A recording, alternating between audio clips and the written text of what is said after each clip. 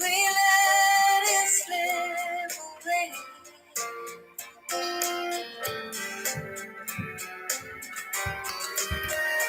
We've come too far to leave it all behind. This is Susie Bogus, one of my favorite country music singers. She's just got such a plaintive voice. It's very clear and clean, and she's also a songwriter, so she writes all her own songs, most of them. Not this one. This is Chicago cover, If You Leave Me Now. I saw her in a concert here. I'm really enjoying going to concerts in Tulsa. I saw Bob Dylan this week at the Tulsa Theater, and man, he is outstanding. He's somehow still doing amazing stuff, and it's just incredible. It was like all Southern kind of twangy. He kind of let it swing a little bit. It was like it's kind of a little Tulsa time kind of vibe to all his songs, and he sang a lot of gospel songs, a lot of his gospel stuff.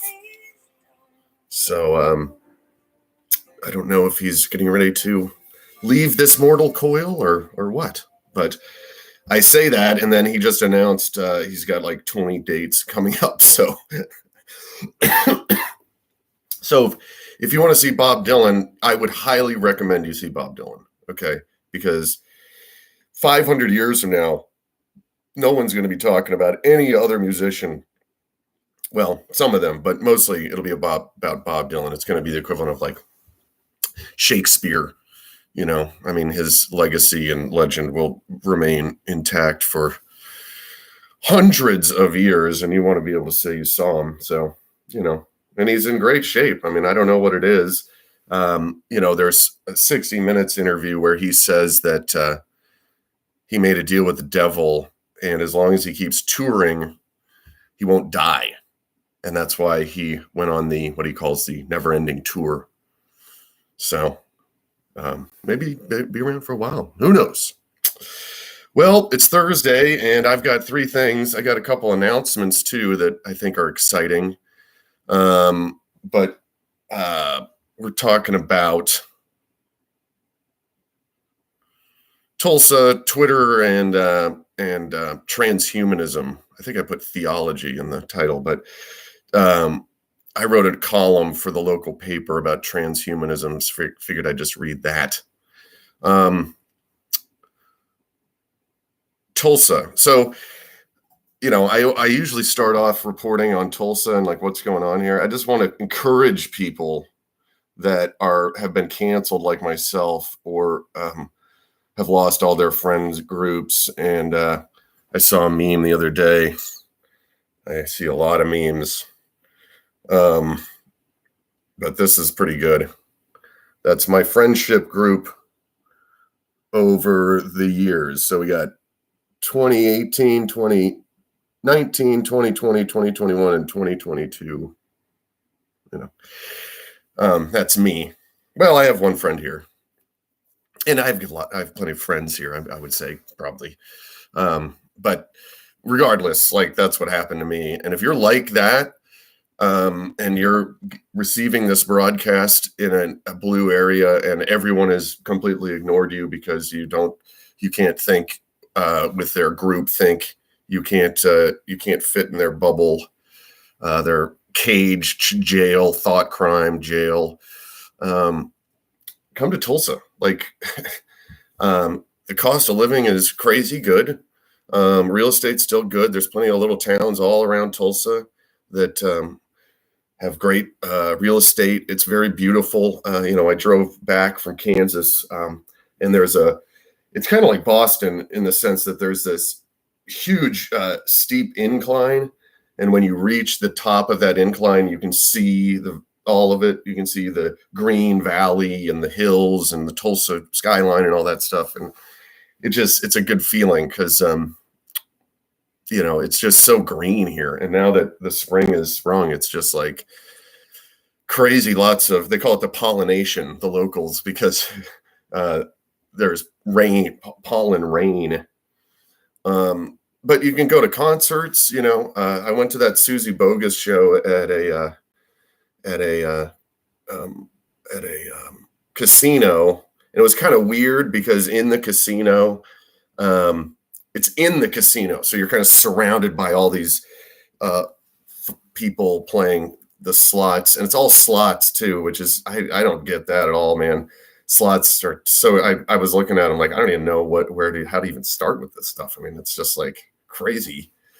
But I went to this concert, and there was a dance floor in the middle of the show. It looks like a honky tonk, two bars and a big dance floor, and then back a bunch of tables in the back.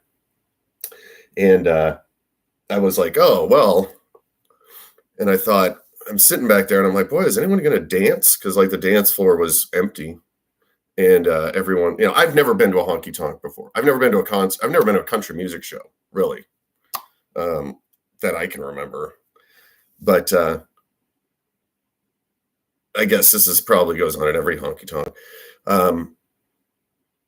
Then she played her song Aces, which is like her huge hit, which is a very, very emotional song for me. And everybody got up and went to the dance floor. It was like, it was cool. And they all two-stepped the whole time. And, it depended on what song it was, on how much they liked that song. But Aces filled the dance floor up, and then they go sit back down, and then the next song, we like this song, and they would go two-stepping to it. It felt a little bit like heaven, and cowboys and cowgirls, all cowboys and cowgirls. Cowboys predominate the rural towns here. It's all cowboys. That's ranchers and cowboys. And there's a lot of art here too. I mean, there's two pretty big museums, the Gilchrist and the Philbrook, that are, if you're into that, kind of spoiled on that stuff these days. But concerts are all the time. There's always bands playing. Me and my friend went to see kind of a jam band the other day, and that was pretty cool. And there's no preconceived notions about any of the COVID stuff anymore. I mean, there never really was, as I understand it. I mean, there was, but like you could get away with not doing any of it, and nobody would give you any grief, probably because you might be packing heat. So, but yeah, it's just really pretty. Or come visit, if in the event you want to check it out. My friend has people come from the blue city jails, and they inevitably want to stay here. I saw his mother the other day, and I said, thank you for Jared for helping me get here. And she said, well, thank you for bringing him here. And I said, well, thank God for that, because that's the only thing that made that happen. I mean, obviously. And it's allowed me to find the time to write a book. So that's my big announcement, is I'm writing a book. I guess I'll put it in the chat, even though there's really no one in the chat. It's called Inventory. And it's on a Substack. And I'm going to be releasing 3 chapters a week. 3 things, 3 chapters. Monday, Wednesday, and Friday. And you'll get an email in your inbox. It's Inventory, surprisingly, inventory.substack.com. And it's my Trials and Tribulations, the hardware store at the end of the world. It's in South Boston, where we were the only thing open for months. And everybody bought into the whole thing, hook, line, and sinker. And so, we stayed alive, but then every week we'd sell out of something else. So the name of the book is Inventory, because the chapter is what we sold out of that week. So chapter 1 is masks. and that comes out. That's out today. That's out yesterday, and tomorrow we get into disinfectant wipes. So, and typically we restock the things that we run out of if we can. Wipes, we never run out. We never get them back in. Like once the wipes went, Clorox wipes, they never came back because they went to, the front lines or whatever. So we never, PPE, remember this stuff? It's going to be funny when we look back on this and remember this stuff. Ridiculous. Anyway, yeah. So there's about 38 chapters, so probably we'll be through it in 3 months. I still got to work on the epilogue, which is Escape from the Blue Nightmare. And that was like Pilgrim's Progress, if you're familiar with that book. I have a copy of Pilgrim's Progress right there somewhere. So I wanted someone to draw a map. If you remember, Pilgrim's Progress had that little goofy map where you go through the valley and the town of despair and the valley of depression, and because it was like that. I mean, getting here was totally epic. You'll see. Anyway, and maybe you should too. I watched this video the other day about how the South is booming with people moving here, and and I've talked to people, plenty of people at the store that have the same story. Many times more dramatic than mine, if you can believe it. I mean, it was a pretty dramatic story, but there were people. There's been people who've had to break their family out of COVID hospital prisons. The death camps that they set up in prisons to kill people for money. The death panels that we were always warned were coming were there, so they had to literally escape from the COVID prison jails, death camps. So, commiseration, I guess, is part of the fun of getting here. And, when I tell people the story, I've got it down to an elevator pitch now at this point. They're just floored, locals. I mean, they're just like, wow, that's crazy. And they always say, we're glad you're here. We're glad you made it. And I said, well, thank you. I am too. Also, politically, it's pretty interesting. I mean, if you're at all, someone's in the chat. This is my first chat. What's up with Edmond? Good idea to move there. Really? Yeah, sure. Anywhere in Oklahoma. I mean, it's as long as you don't bring the political stuff here. I mean, I saw somebody with a California plate on the other day, and I remember thinking, boy, they should probably change their plates,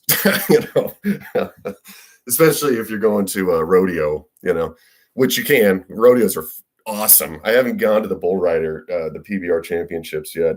They're like every 3 months, but yeah,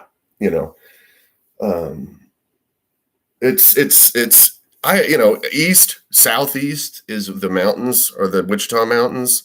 The Panhandle, I hear, is really interesting just because it's so desolate in a way, which can have its own kind of interesting benefits. But the Panhandle is there because of the Civil War, the 30 and a third degrees line. That's what they had Texas there, and then they created the line to make it to divide slave from free states, and that's why the Panhandle's there. But yeah, it's nice here. And politically, yeah, it's getting really interesting. So the Jackson Lawmeyer, for those of you that can vote here, have a license and a residency and are voting here, this is the guy you want to vote for Senate. Okay. Jackson Lawmeyer. I've been going to his church and his rallies for a while now. And it's like I say, I just want to elect him just to see a pastor go to the Senate, because the left is going to freak out, or the godless communists are going to freak out, because they're going to, I mean, you can't have a pastor as a senator. I mean, they're going to freak out. But the biggest guy to vote for, he's not in my district, but he's running for the House. His name's Michael Bennett, and I'm seeing him talk this Saturday, and he is just the most fired up little fiery guy. I mean, just like really fiery. He's the son of a preacher, and when he gets up there, he's just like, "We're gonna take it to him. We're gonna show him how we go." It's just like he is fired up. And he said at the rally the other day, he said, "If you elect me to the House, I'm gonna go down. I'm gonna sign up to the House, and the first speech I get is gonna be about delivering the gospel to the House of Representatives." And it's like, can you imagine? Can you imagine the squad and everybody hearing this Oklahoma preacher's kid preaching the gospel on the floor of the House? I mean, their heads would absolutely explode. I think they just go like this and go like, nah, nah, nah, nah, nah. That'd be funny. All right, I'm rambling. Anyway, inventory.substack.com. It's going to get real good, and it's pretty funny. I have really good feedback from it, so maybe Daily Wire Books or somebody will pick it up. Twitter. I just want to talk about Twitter real quick, because people have got Twitter totally wrong. Okay, totally wrong. Okay, and it's kind of frustrating for me, because as a journalist, when I was an editor in chief, is when social media just totally exploded, right? 2010, 11, especially Twitter, right? Totally exploded. And the thing about Twitter is that it's actually organic, okay? People have this idea that it's run by the CIA, or that it started at DARPA and all that sort of stuff. That's Facebook. Facebook is definitely started at DARPA, LifeLog, all that's true. Don't go on Facebook. Facebook is toxic poison, will totally brainwash you, whatever side you want that you pick up, on, and all that stuff. It's built to divide. Twitter was an organic product. Okay. Twitter started as, and people just don't know this. I don't know why. I guess because they didn't make a movie about it. Remember, they made that Hollywood movie about Facebook. I'm starting to realize that if they made a Hollywood movie about it, it's probably not true. You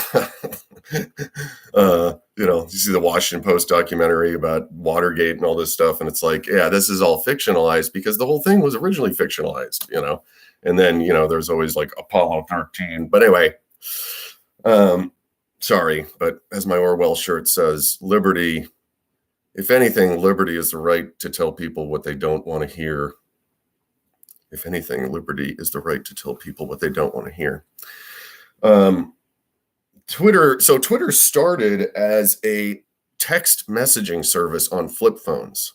Okay, before the smartphone, it was text messages. Remember the flip phone, how you had to push the number 3 times to get a text going?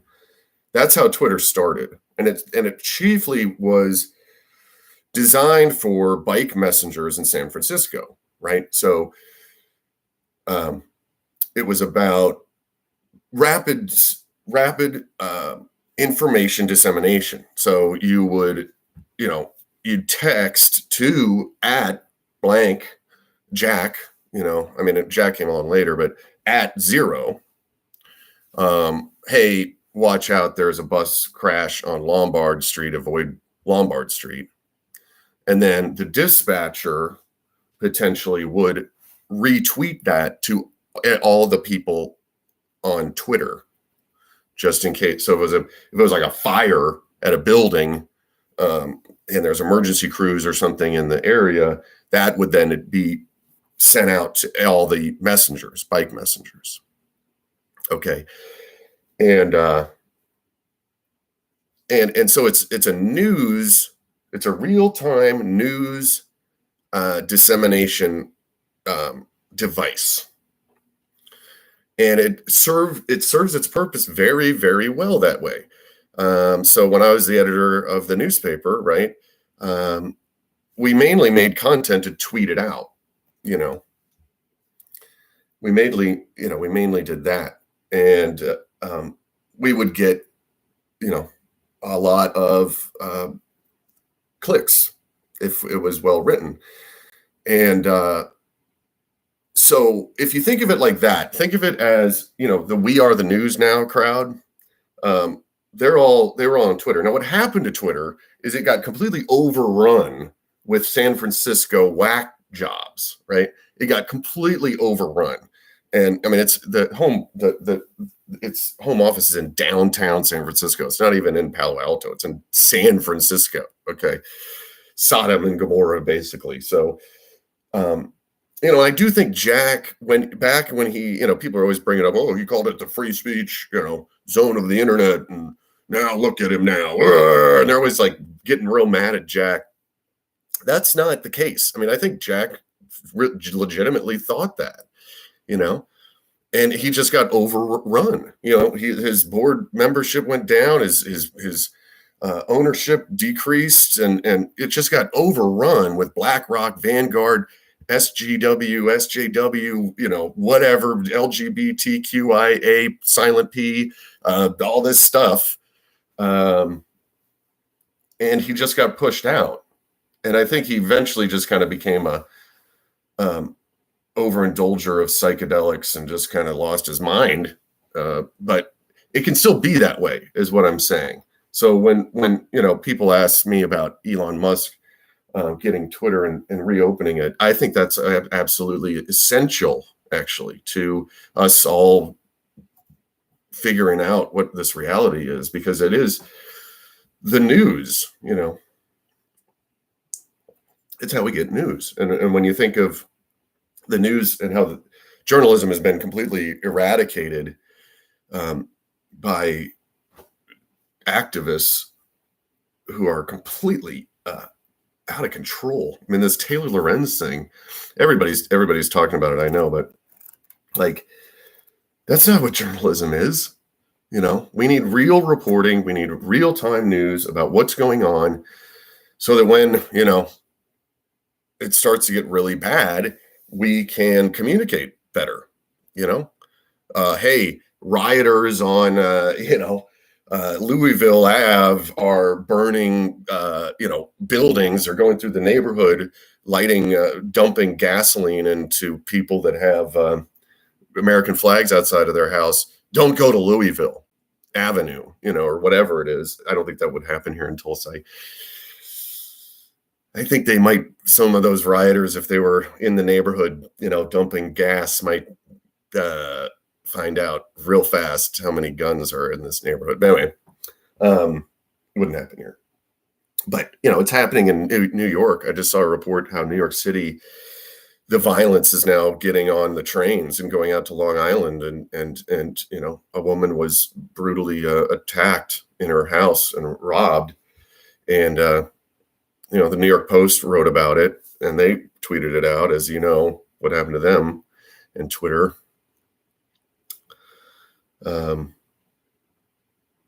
But yeah, so that's the thing about Twitter. It's technologically, it's very sound, and it's very useful. I mean, the whole @ sign, is, and the hashtags are pretty interesting, and the way they work. And you can still tweet to text to tweet, by the way. If your phone number is tied to your Twitter account, last I checked anyway, you can text to 80808 and it will tweet. And that's why it was 140 characters, because if you remember back when we had our flip phones, which I'm going to go back to as soon as this is gone, it was 140 characters. Yeah. Excuse me. And it's essential. We need it back. This video is sponsored by Patriot Mobile. Not really, but maybe someday, because I love Patriot Mobile. I mean, that's what I have. When I moved here, I got off of Verizon and went to Patriot Mobile. I didn't have to change my phone. I got a new number, which is fine. Everyone should get a new number all the time because then you won't get text spam as much or, spam calls. But, and I don't know, I think Patriot Mobile might have a privacy policy about that because ever since I went to Patriot Mobile, I don't get spam calls ever, and it's Patriot Mobile. So you're helping. I mean, it's supposedly the only Christian Patriot-owned cell phone company. I know there's one that's a pro-life company too. So I imagine that one is too, obviously. But anyway, so theology and transsexual children, and talk about that. This is what I'm reading now: Reprobation and God's Sovereignty. Just a little light reading here, but yeah, it's really it's way into theological stuff that I can't even keep up with. But I thought this was pretty interesting. So this is who is in control of hell. In many modern TV shows, cartoons, and movies, hell is depicted as a place in the center of the earth where the devil runs around in a red suit with a pitchfork. It is thought of as a place where bad people go and are tortured by the devil. This concept, however, is far from the biblical notion of the actual judge of hell. That idea more borrows from the pagan fiction of the pantheon and Greece and Hades and Mephisto and Loki and Hela. Disney, speaking of Loki, Disney got really bad when they started to make all their movies about the evil villains. Remember that? When they started to do movies that were about the villains instead of the, like the Wicked Witch and, the backstory to Cruella de Vil. And it's like, what? I mean, what? What are you talking about? I mean, I remember going to Disney World and it was Halloween and there was like this whole like weird ritual about like the villains of Disney. And I'm like, what? I don't want to see the villains.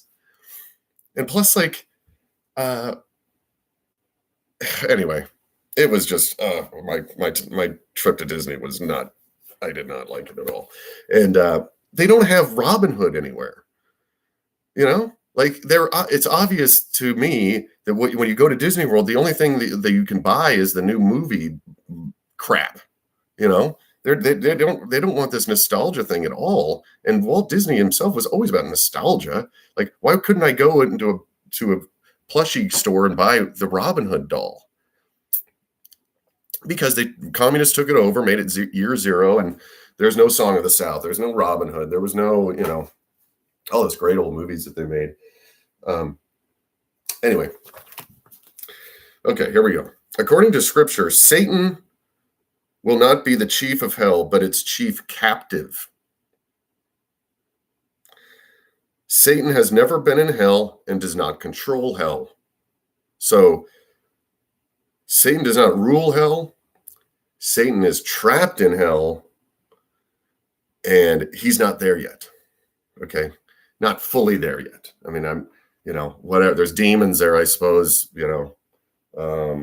but they're trapped too. They're captives too. I don't know. It's interesting to think about that. Like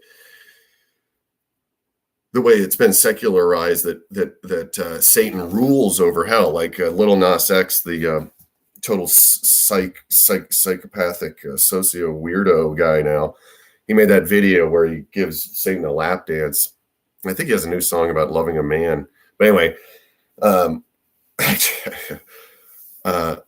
Satan's not on a throne down there. Okay. Satan's going to be locked up in there. Okay. He's roaming around here and trying to get us to, treat women like dirt and, trying to keep us from fighting, the slaughter of children and, all that stuff and trying to make us believe the world's ending in 10 years, that he's Satan is a liar and all he does is lie. And now we live in lies. I mean, live not by lies, right? Anyway, this book's all about, judgment, which the church never talks about anymore, which is too bad because Lots of people are going to have to be judged here, including these people. So this is my column. I've been writing columns now too. It's called The Reformed Progressive. It's the name of my column because I woke up to the lies. Well, this is called The Reformed Progressive on Transsexual Children, since that's on everybody's mind. True story. I once held a fundraiser for transsexual children and nobody showed up. That's true. This city councilor convinced me to do a fundraiser for a home for kids who ran away from their home because they thought they were a boy or whatever. Like, I promoted that. Anyway, sorry.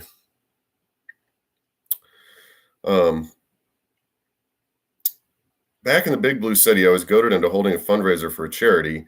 The event featured two high-profile local politicians, and a bevy of well-known local DJs. I even received a letter of recommendation from the city. I had somewhere around here. Well, it's in my closet of ghosts that I have. I should probably just give all that stuff away. Anyway, the event featured, it was signed under enormous social pressure by all 7 city councilors, but it was an empty virtue signal to the Maoist overlords. No one showed up. So no one believes in this stuff. You got to understand, there's very, very few people that believe it, but they are getting to your children, so get careful with that. The effort to train children at a very young age into choosing their sexuality is perhaps the most obviously evil part of the global satanic agenda, and it can rope in even the most naive of folks. And I am nothing if not naive. Probably, I was that kid that you told in college or in high school that gullible is not in the dictionary, and I'd go look it up in the dictionary. I mean, I think I did that twice. Okay. This isn't about being anti-gay, perhaps. That's another interesting thing about this. Like, why do they always think it's gay people that are doing this? It's not.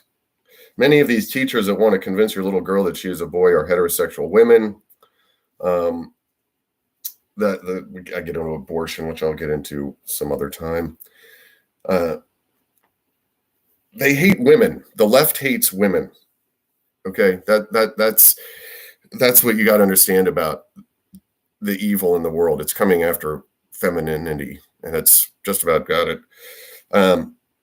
The left hates women and evil hates women. It's why the devil first tempted Eve. It wasn't because she was, quote, weaker or, quote, more gullible, as the atheist left likes to pretend we think. It's that evil hates women. That's why we as men should always and forever protect women from evil, a mission that sadly many postmodern men have failed to do. And yep, I'm in that camp. Casting no stone. I'm watching The Greatest Story Ever Told on YouTube. There's a lot of great, epic biblical stories on YouTube. And man, it is so good. It's ridiculous. But the casting no stone is in there. The transsexual agenda is more than just corrupting your children and turning them against your traditional worldviews. It's more than confusing them into a life of destruction and depravity. It's more than reversing their ability to have children because of, quote, overpopulation. In the end, it's about transhumanism. Back in the techno-Marxist hive mind, they are convinced they will live forever by uploading themselves to the internet. It's true.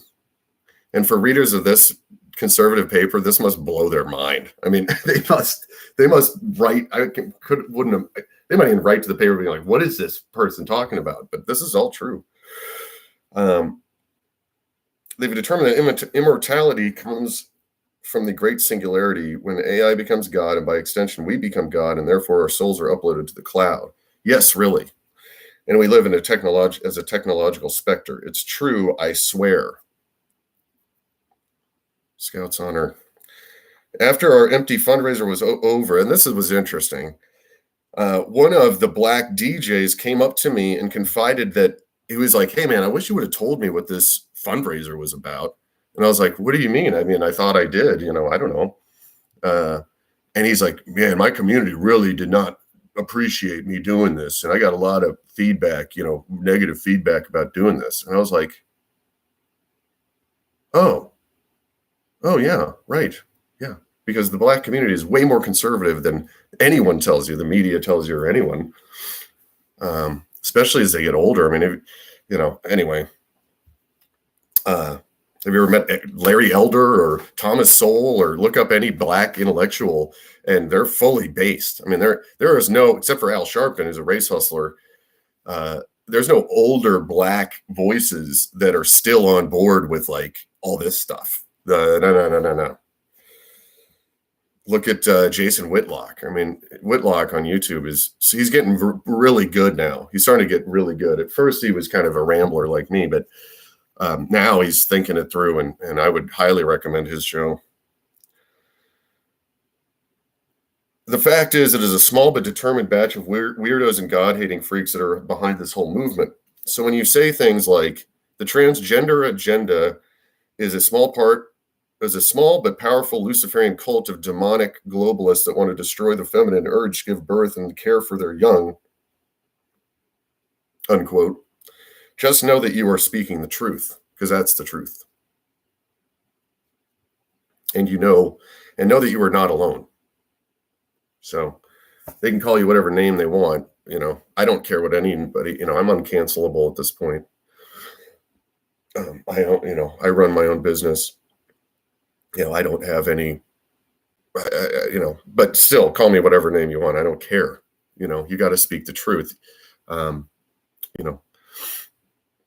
Live not by lies, as the saying goes from communist Russia. Okay. That's it. Gonna go eat now. Appreciate everybody. Listen to some Susie Bogus today. And, just open a Bible.